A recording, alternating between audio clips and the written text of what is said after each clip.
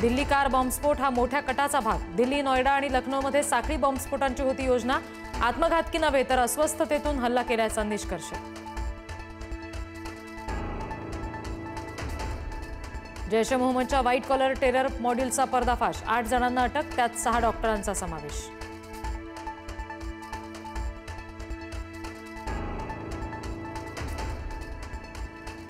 फरीदाबादमध्ये अटक झालेल्या doctor शाहीनचं Maharashtra connection. शाहीननं महाराष्ट्रातल्या तरुणाशी केलं होतं लग्न। शाहीननं लग्न केलेल्या या तरुणासोबत 2015 साली तिचा घटस्फोट झाल्याची माहिती। दिल्लीतील स्फोटानंतर आज केंद्रीय मंत्रिमंडळाची बैठक होणार। दिल्लीतील स्फोटावर सविस्तर चर्चा होणार। बैठकीमध्ये काही महत्त्वाचा निर्णय घेतला जाण्याची शक्यता। मंत्रिमंडळापाठोपाठच आज केंद्रीय सुरक्षा समितीची सुद्धा बैठक होणार। स्फोटाचं षडयंत्र रचणाऱ्यांना अद्दल घडवणाऱ्यावर चर्चा होणार। दिल्ली संदर्भात आता हालचाली वाढल्या। शिवसेना पक्ष आणि चिन्ह प्रकरणामध्ये आज सर्वोच्च न्यायालयात सुनावणी। पक्ष आणि चिन्हासाठी दोन्ही शिवसेना पुन्हा जोरदार युक्तिवाद करणार। प्रकरणाला आतापर्यंत तारीख पे तारीख। मुंबईमध्ये तब्बल 161 नगरसेवकांनी आपले मतदारसंघ गमावले। प्रभागांमध्ये आरक्षण बदलल्यानं दणका, राजकीय भवितव्य अडचणीत येणार।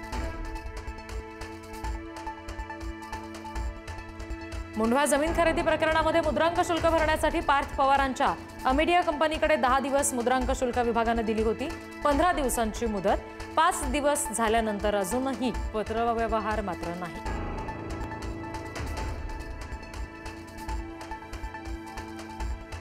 चंद्रशेखर बावनकुळे यांची भेट घेतल्यानंतर अंजली दमानिया आज पत्रकार परिषद घेणार। काय गौप्यस्फोट करणार याकडे लक्ष। पार्थ पवार जमीन घोटाळ्यामध्ये अंजली दमानियांचे गंभीर आरोप, बावनकुळेंना दिले पुरावे। उपमुख्यमंत्री अजित पवारांचा पुण्यामध्ये बैठकांचा सिलसिला। आगामी निवडणुकीसाठी अजित पवार ॲक्शन मोडवर, तर प्रवक्तेपदावरून हटवल्यानंतर रुपाली ठोंबरे अजित पवारांच्या भेटीला।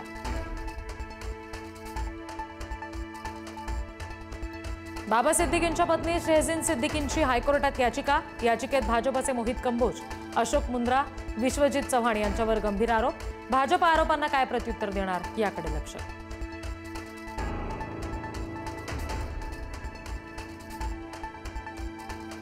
दुहेरी खुनानं सांगली हादरली। दलित महासंघाच्या अध्यक्षाची वाढदिवसाच्या दिवशीच हत्या। वाढदिवसाचा कार्यक्रम सुरू असताना शुभेच्छा द्यायला आलेल्या हल्लेखोरांकडून खून। प्रतिहल्ल्यामध्ये हल्लेखोराची सुद्धा हत्या।